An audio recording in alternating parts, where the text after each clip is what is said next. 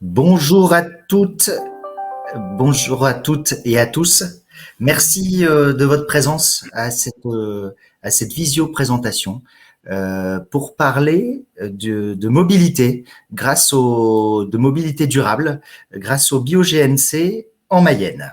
Alors derrière les caméras, nous allons avoir Richard Chamaret, président du syndicat d'énergie de territoire d'énergie Mayenne, et nous allons aussi avoir Sébastien Maillard, qui est chargé de projets mobilité durable chez GRDF.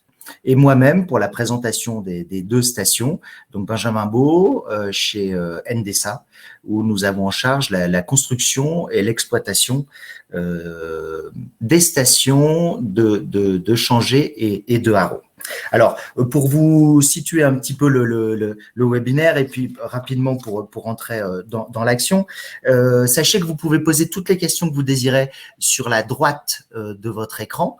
Nous n'y répondrons pas, nous allons présenter rapidement cela pendant 20-25 minutes maximum, pour avoir le temps de répondre à toutes vos questions que vous aurez posées donc dans la partie faite pour cela. Il y aura bien sûr un replay pour ceux qui loupent une partie. Il y a un replay qui vous sera envoyé. Donc, je cède la parole de suite à Richard Chamaret. À vous, Monsieur Chamaret. Bien, bonjour à toutes et à tous. Laissez-moi vous dire le plaisir que c'est pour moi de participer à ce webinaire. C'est l'aboutissement de plusieurs mois, je dirais même un peu plus d'une année de travail sur la mise en place de ces stations BioGNV, donc stations biogaz sur le territoire mayennais, mise en place de 2 stations, l'une à Laval, l'autre sur le territoire de Mayenne. Le territoire d'énergie Mayenne, je tiens à le présenter malgré tout.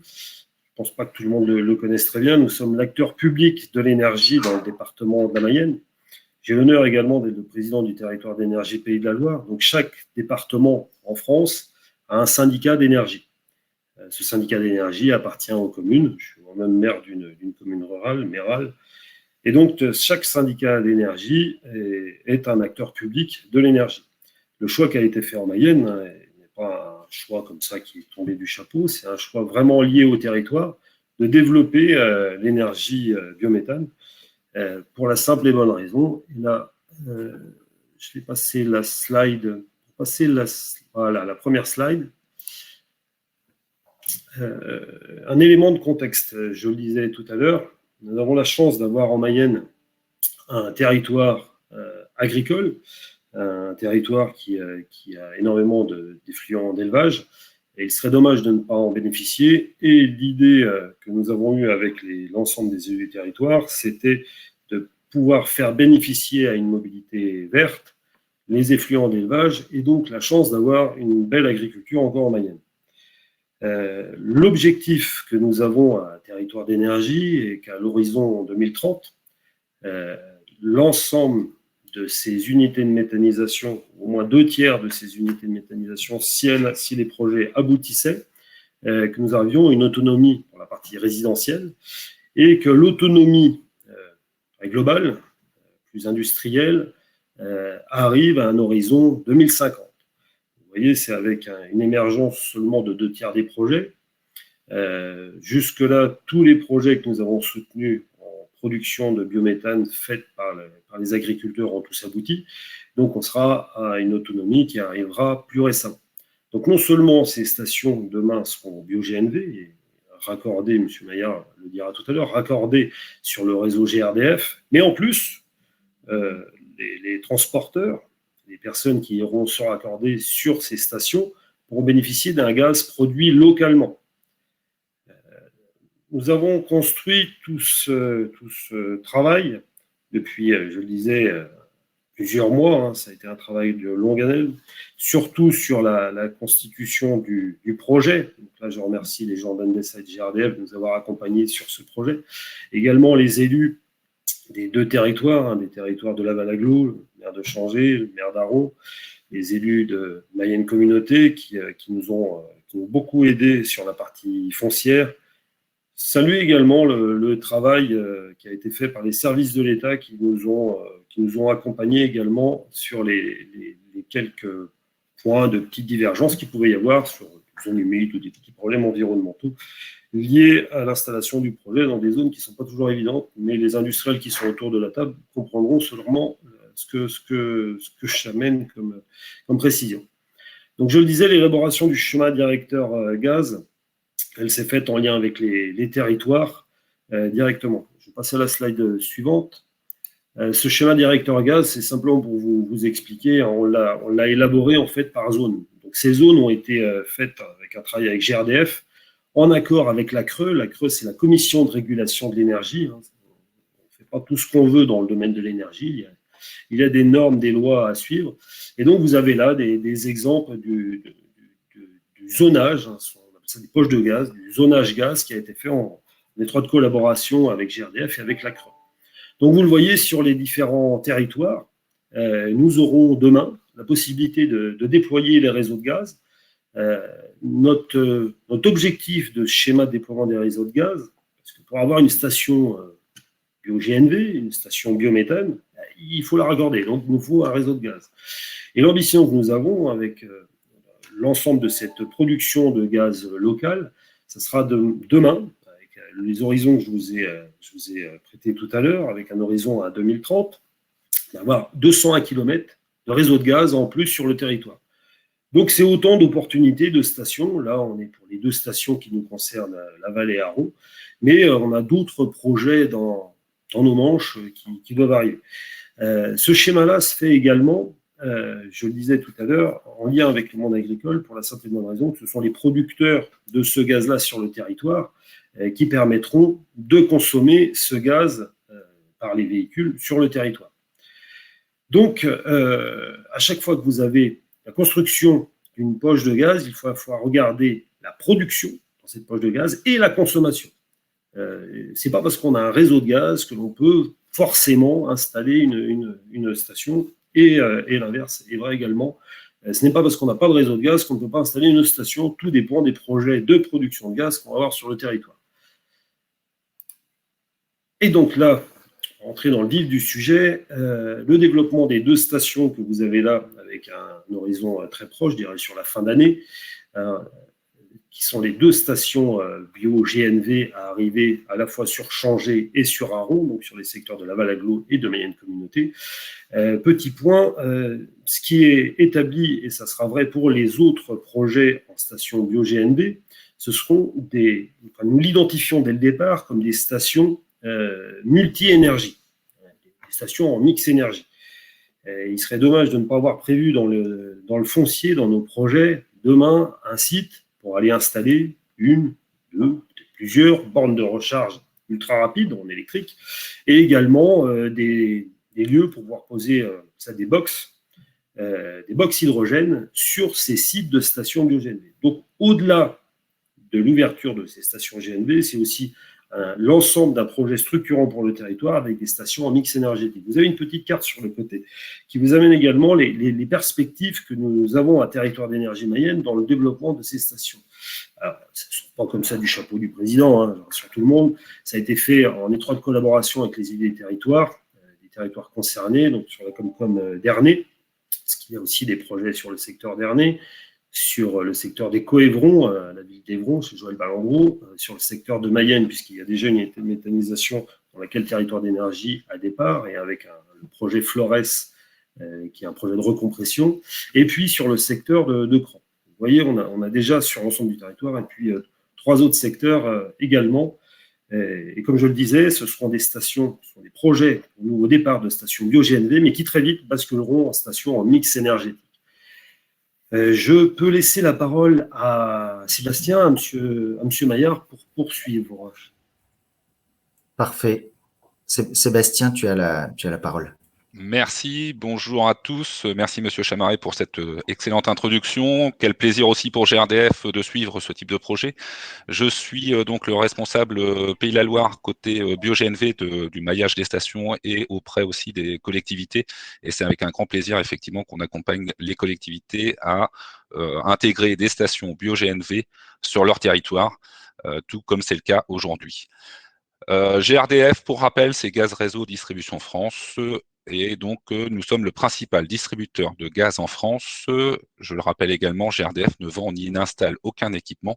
Nous sommes bien là dans un rôle de mission de service public à travers la transition énergétique, et nous accompagnons donc les collectivités utilisateurs à lutter pour un meilleur environnement contre le réchauffement climatique et une meilleure qualité de l'air. Sans plus attendre, je vous propose de vous faire découvrir ce qu'est le GNV et plus particulièrement le GNC. Donc, en effet, aujourd'hui, nous parlerons du GNV et principalement bio-GNV. Donc, le GNV, c'est le gaz naturel véhicule, c'est du gaz naturel utilisé comme carburant. Il existe sous deux formes, comprimé, on l'appelle GNC, gaz naturel comprimé, donc comprimé à 200 bars à l'état gazeux. Et donc, c'est cette énergie que nous allons préconiser, conseiller aujourd'hui à travers aussi cette matière qui est le gaz vert, donc le bio-GNV, la version renouvelable. Le gaz vert a les mêmes caractéristiques que le GNV et est obtenu grâce à la méthanisation de déchets organiques. Avec le bio-GNV, on peut donc rouler durablement avec un carburant produit localement. À ne pas confondre, dernier point sur cette slide, c'est ne pas confondre avec le GPL, qui est le gaz pétrole liquéfié, une gamme donc complètement différente. Ce que je vous propose, c'est ensuite de passer un petit peu à qu'est-ce que le bio-GNV dans cette matière décarbonée, un carburant décarboné localement, puisque le bio-GNV est produit à partir de déchets alimentaires ou non alimentaires, agricoles, industriels. Suite au processus de la méthanisation, au niveau du petit 2, suite au processus de la méthanisation, le gaz produit est épuré et injecté dans le réseau de GRDF pour alimenter ensuite les utilisateurs, ainsi les stations bio-GNV. En France, donc on injecte dans le réseau, ensuite on injecte à la station, je le disais. En France, aujourd'hui, fin 2020, il y avait 214 sites qui ont injecté du biométhane dans le réseau. Et nous prévoyons une forte augmentation puisque dès la fin de l'année, nous aurons à peu près 350 sites d'injection en biométhane en France. Ainsi, beaucoup d'intérêt en dehors de l'aspect environnemental qui permet de réduire de 80% de l'émission des gaz à effet de serre en considérant une approche du puits à la roue, comme nous l'avons écrit ci-dessous. Petit rappel, 1 kg de gaz naturel équivaut à 1 litre de diesel. C'est une chose aussi importante à avoir en tête par rapport aux slides et présentations annexes. Ensuite, les intérêts du bio-GNV, globalement, c'est une réponse effectivement concrète aux enjeux environnementaux. En effet, pas d'odeur, pas de fumée, 2 fois moins de bruit. Ce sont les principales caractéristiques du bio-GNV, avec également une réduction des gaz à effet de serre de moins de 80% par rapport à du diesel pour le dioxyde de carbone, par exemple. Une réduction également des particules fines de 95%. Donc tout ça permet d'avoir une vignette critère 1, donc pouvoir rouler en zone faible émission, par exemple. Du côté de la PPE, donc la programmation pluriannuelle de l'énergie, donc la PPE a fixé des fortes ambitions pour 2028 par rapport au bio-GNV. En effet, aujourd'hui, nous avons à peu près 25 000 véhicules dans le parc, 25 000 véhicules lourds ou légers sur le parc. La PPE a fixé une forte ambition pour 2028 avec 170 000 véhicules et ainsi aussi un appui du maillage des stations puisque nous passerions de 160 stations globalement à 825 stations. Donc une très très forte progression de manière aussi à arriver à cette ambition. Pour accompagner cette ambition, effectivement, il y a plusieurs aides. Ce qu'il faut savoir, c'est qu'effectivement, le coût d'un véhicule GNV peut être supérieur de 20 à 30% par rapport à un véhicule diesel. De cette manière, il faut réfléchir en coût total de possession et intégrer donc l'investissement, les frais de maintenance et le carburant, de manière à réduire le coût du matériel et le coût d'investissement. Vous avez aussi la possibilité d'avoir des aides. Donc des aides du gouvernement à travers la bonification d'amortissement, par exemple, à travers également l'exonération totale de la carte grise en Pays de la Loire, une fiscalité nationale qui est incitative puisque les TICPE sont gelés jusqu'à 2024. Il existe aussi en région des aides assez intéressantes puisque vous pouvez avoir une aide de la région allant jusqu'à 10 000 € pour les poids lourds. Donc là, tous ces renseignements-là vous seront donnés à travers la présentation et avec des liens. Ce qu'il faut retenir, c'est que pour les camions roulant au-dessus de 50 000 km, le bio-GNV est moins cher que le diesel. Pour les véhicules utilitaires ou les véhicules légers, dès le premier kilomètre, la solution est totalement économique. D'autre part, vous avez également une gamme de véhicules globalement en France qui, on va dire, globalement va aller du véhicule léger en passant par le tracteur agricole ou les véhicules type chariot élévateur jusqu'à l'autocar et bien entendu avec du poids lourd, quelle que soit la gamme. Nous sommes sur différentes marques. Aujourd'hui, seules des marques étrangères, malheureusement, sont présentes, mais on peut effectivement apercevoir et se réjouir d'ailleurs que le groupe Renault vient d'annoncer qu'il se positionnera sur le marché du GNV à travers une gamme, mais aussi du rétrofit, c'est-à-dire la modification de carburation de véhicules pour leur permettre de rouler au GNV. Cette solution existe déjà, donc n'hésitez pas. Côté maillage des stations, le réseau de distribution en Pays de la Loire et principalement en région Grand Ouest, nous sommes assez fiers puisque nous avons déjà une région très dynamique avec, sur les Pays de la Loire, déjà 11 stations et 6 stations d'ici fin d'année qui vont ouvrir, 7 programmées sur l'année 2022, donc une forte évolution du nombre de stations. Et cela, c'est le cas aussi pour toute la région Ouest, Bretagne et Centre-Val de Loire comprises. En France, vous avez également un gros développement de stations, sachant que nous allons avoir à peu près 250 stations d'ici 2022 qui seront ouvertes. Ici, vous retrouverez mes coordonnées. Également, il y a un certain nombre d'entreprises de la région qui sont présentes et qui ont déjà choisi le bio-GNV. Il faut savoir que nous avons réalisé une enquête à travers les utilisateurs en tout début d'année, donc sur les régions Pays de la Loire, Bretagne et Centre-Val de Loire. Et cette enquête révèle des choses très intéressantes, notamment 76% des utilisateurs actuels affirment être certains d'élargir leur flotte GNC, une preuve aussi de satisfaction et de réussite sur ce projet. Je vous propose, avant de vous quitter et de laisser la parole à Benjamin, je vous propose de retrouver dans les slides également tous les éléments à travers aussi les aides de la région qui sont intéressantes. Et je laisse la parole à Benjamin. Merci Sébastien, merci beaucoup. Et puis on peut aussi rajouter que le site GRDF est très très bien fait et que c'est une mine d'informations sur le sujet. Alors avant de vous présenter l'entreprise et les stations, je tenais aussi à dire que chez Endesa, nous construisons et nous exploitons des stations-service bio-GNC. Et quand il y a eu un appel à projet, il y a eu un appel d'offres qui a été lancé par Territoire d'énergie Mayenne. Et donc, avant de répondre à l'appel d'offres, bien sûr, je suis allé sur le terrain, je me suis renseigné, voir si en Mayenne, ce qu'il y avait à faire avec le bio-GNC. Et j'ai senti alors un projet qui avait été très, très, très bien monté par les équipes de Territoire d'énergie Mayenne, mais surtout qui avait quelques j'ai envie de dire locomotive sur le secteur des transporteurs locomotives sur le sujet du bio-GNC. Hein, on n'avait rien à leur présenter. Voilà, c'était important de le dire. J'ai rencontré aussi les sociétés d'autocars, les bus de la ville sont intéressés.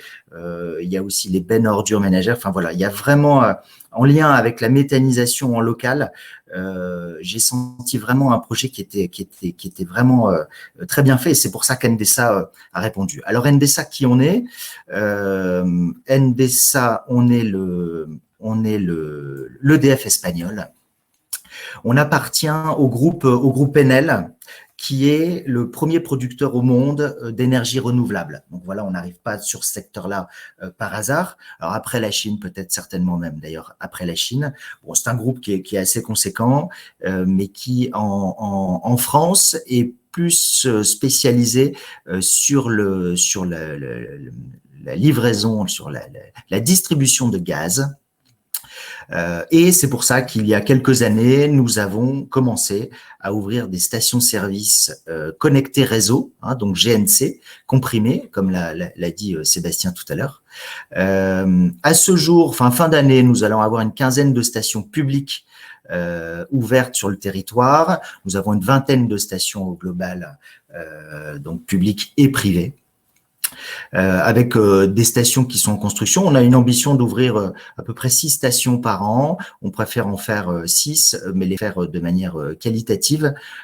Voilà, sachant que il est vrai que le territoire, comme l'a dit aussi Sébastien tout à l'heure, et Monsieur Chamaret, le territoire réclame ce type d'installation pour mailler le territoire. Voilà pour nos stations et voilà pour NBSA. Alors, on va parler des stations en local. Que dire? Alors, les 2 stations ont des capacités qui sont quand même importantes en termes de remplissage. Déjà, première information, un véhicule doit mettre entre 10 et 12 minutes sur site pour un poids lourd entre son arrivée sur site et le moment où il repart. Donc, c'est à peu près du 100 kilos en 10 minutes.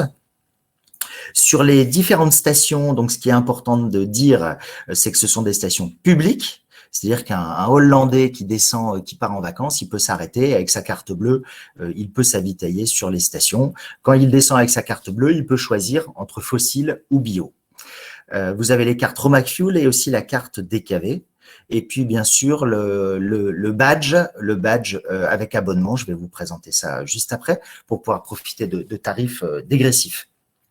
Ce qui est important avec ce badge, c'est que Territoire d'énergie Mayenne désire vraiment que ce badge, il faut lever tous les freins, si vous voulez, pour que les gens passent au GNV. Et donc, on travaille sur l'interopérabilité. Alors, qu'est-ce que c'est? C'est notamment, vous savez qu'il y a déjà une station à Château-Gontier avec nos confrères Evergaz. Il faut que le badge de chez eux et de chez nous fonctionne sur les différentes stations, mais aussi que ces badges fonctionnent avec toutes les stations d'Île-de-France, de Vendée. En tout cas, nous, ce qui est sûr, c'est que le badge pourra fonctionner avec nos confrères. Techniquement, il peut fonctionner avec nos confrères d'Evergaz, de Vendée Énergie, Bretagne, toute cette zone-là. Donc, ça va être très pratique. On veut que ce soit très facile pour les transporteurs. Les stations sont prévues en ouverture sur fin d'année, donc de cette année, décembre 2021, pour les 2 stations. Voilà. Je vais passer plus particulièrement sur la station de Haron, qui peut accueillir 2 véhicules, qui est située entre Mayenne et Haron, un lieu-dit qui s'appelle la Briqueterie. Voilà, on a une photo d'une station qui ressemblera vraiment à celle de Haron. On passe sur la station de Changé, avec une photo aussi qui est une sœur jumelle là qui ouvre en ce moment dans le sud de l'Île-de-France, qui peut accueillir 3 poids lourds en même temps. Cette station se situe entre l'autoroute et Laval, à côté de Saint-Jean-Industrie, donc sur la commune de Changé. Avec des grosses capacités, cette station est en redondance complète, c'est-à-dire que tout est doublé. Vous savez qu'on prend le gaz dans le réseau GRDF, on le compresse pour qu'il aille par dépression dans votre véhicule, tout simplement. Et donc, on a 2 compresseurs sur cette station. On ne sait jamais pour qu'elle soit efficace à 100%, donc 365 jours sur 365 jours, sur 24 heures sur 24. Voilà, elle accueille du NGV1 et du NGV2 pour aller encore plus vite. Voilà, avec des bornes de paiement, comme je le disais, carte bleue ou badge. Ici est le sujet qui vous intéresse plus particulièrement. Donc, Territoire d'énergie Mayenne, dans le cadre de son appel d'offres, a été très vigilant au prix que vous allez payer sur la station. Donc, ce prix est ici évoqué en toute transparence. Alors, il y a plusieurs critères. Il y a ce qu'on appelle, nous, dans le jargon, le P0. P0, c'est toutes les charges, c'est le prix que vous aurez sur une année complète pour venir vous avitailler sur les stations. Donc, en fonction de votre volume, je ne sais pas si vous voyez ma petite flèche, mais en tout cas en fonction de votre volume, carte bancaire usagée avec abonnement, petite consommation, entre 10 et 40 tonnes, 40 et 90 tonnes et plus de 90 tonnes. Donc vous avez un P0. Ensuite, vous avez la molécule, le gaz en tant que tel. Donc en France, c'est hyper simple, c'est PowerNext, c'est le point d'échange gaz, le PEG. C'est le prix du gaz tous les mois, donc qui est à rajouter à ce P0. Et ensuite sont les taxes avec la TICGN, donc taxe sur le carburant gaz naturel, et ensuite la TVA. Donc ici, vous retrouvez le prix que vous pouvez payer sur la station. Vous avez un prix fossile et un prix bio. Alors, sachez que on va demander aux utilisateurs sur les contrats d'abonnement un minimum de 20% de bio, parce que l'avenir de ces véhicules, c'est le bio. Le GNV, le bio-GNV est un carburant de seconde génération. C'est un carburant d'avenir. Ce n'est pas un carburant de transition. D'accord? C'est hyper important de le noter. Si vous achetez des véhicules au GNV, c'est des véhicules d'avenir. C'est pas des véhicules qui dans 5 ans seront obsolètes parce que un biocarburant consomme de la culture. Non, non, c'est du déchet qui produit le bio. C'est pour ça que Monsieur Chamaret et Sébastien et Monsieur Maillard ont parlé de biocarburant à horizon 2030 et 2050. C'est pour qu'il n'y ait plus que du bio et que ce soit vraiment un carburant d'avenir. Donc voilà pour le prix. Si vous avez des questions, je suis à votre disposition par rapport à ces abonnements. Donc ces abonnements, il suffit de me contacter et puis on fait un abonnement et puis je vous envoie vos badges. Ça, c'est pour revenir quand même. Alors, c'est un carburant d'avenir, mais contrairement à ce que beaucoup de gens pensent, c'est aussi un carburant qui peut être intéressant économiquement, contrairement à d'autres solutions durables. Au plus vous roulez, au plus c'est économique. On travaille sur des stations maintenant, par exemple sur du Bordeaux-Lille. Les autonomies augmentent énormément. Sur ces stations-là, les compresseurs sont d'une technologie qui va faire que on est vigilant à la suite. Vous savez, la compression dans les barres, on a parlé tout à l'heure de 200 barres dans les véhicules, donc c'est intéressant de voir que les autres pays sont à 250 barres, donc on a 17% de possibilité d'augmentation d'autonomie sur ce sujet-là, donc on y travaille. Et puis les constructeurs, donc comme le disait Sébastien Maillard tout à l'heure, il y a différents constructeurs qui augmentent aussi l'autonomie des véhicules, et donc c'est une technologie qui commence à vraiment pouvoir faire pas encore du national, mais en tout cas de l'intercite, pardon. Donc ici depuis janvier 2014. Voilà, je réfléchis si j'ai encore d'autres petites choses à dire. N'hésitez pas. Pourquoi le bio-GNV est plus cher que le GNV fossile? C'est une très très bonne question. Tout simplement parce qu'on rémunère l'agriculteur. Voilà, on rémunère l'agriculteur. Donc, alors c'est vrai que je l'ai pas précisé, mais Territoire d'énergie Mayenne a négocié le prix du bio, et donc vous allez payer 5 centimes de plus du kilo votre bio-GNC si vous prenez 100%. C'est-à-dire que si vous prenez 5%, ça fait que 2,5 centimes de. Si vous prenez 50%, ça fait que 2,5 centimes de plus. Donc pour rouler avec du 100% bio, c'est le bio qui va faire que vos gaz à effet de serre vont être considérablement réduits. On a en interne des certificats de garantie d'origine qu'on met à votre disposition, puis des certificats aussi qui montrent, en fonction de votre consommation, les rejets que vous avez économisés avec votre consommation, hein, donc des certificats qu'on vous envoie. Et donc on paye tout simplement, quand vous payez du bio, vous payez aussi indirectement l'agriculteur qui l'a produit derrière.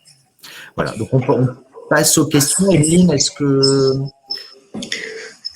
oui, bonjour à tous. Alors, je remets ma caméra. Alors, sur les questions, on a quelques questions, notamment par rapport au fonctionnement de la tarification. Plus précisément, est-ce qu'il va y avoir un totem? Est-ce que sur ce totem, on va avoir le prix du bio-GNV de base qui va être indiqué? Et du coup, peut-être distinguer le fonctionnement prix totem et prix contractuel. Oui, bien sûr. Alors, le prix totem, c'est le prix qui est pour les utilisateurs en carte bleue. Hein, le prix totem, c'est le prix pour les gens qui vont venir en carte bleue sur la station, donc les étrangers ou les gens en local qui ont un véhicule particulier. Hein. Il y a bien sûr des véhicules particuliers qui roulent au GNV, et donc le prix totem est pour les utilisateurs qui n'ont pas d'abonnement. Donc avec, oui, bien sûr, un prix fossile et un prix bio. Absolument.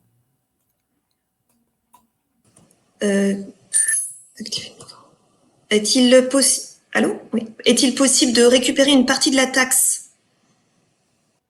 Alors, Sébastien, tu veux peut-être répondre là-dessus. Je suppose que la TICGN. Donc la TICGN est effectivement inférieure au TICPE en gasoil. Par contre, effectivement, il n'y a pas de récupération directe sur la TICGN. Elle est bloquée jusqu'à 2024, mais pas de récupération de la taxe, comme elle est très inférieure. Absolument, absolument. Elle est inférieure et en fait, le souci, c'est que cette taxe est sur le gaz naturel, au global, si vous voulez. Elle n'est pas ciblée, mobilité. Voilà. Est-ce qu'il y a d'autres questions? Pour le moment, on n'a pas d'autres questions Super. sur le chat, enfin le chat sur les échanges de questions-réponses. N'hésitez pas à poser vos questions.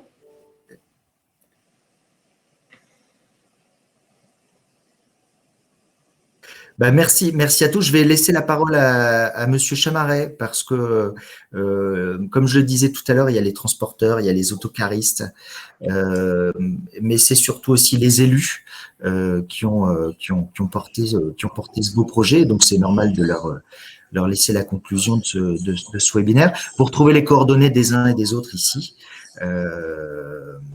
Voilà. Merci Emeline et merci Charlie pour le montage de ce beau projet. Et je laisse la parole à Monsieur Chamaret pour la conclusion. Merci à tous, en tout cas. Merci Benjamin. Merci Sébastien. Merci à tous.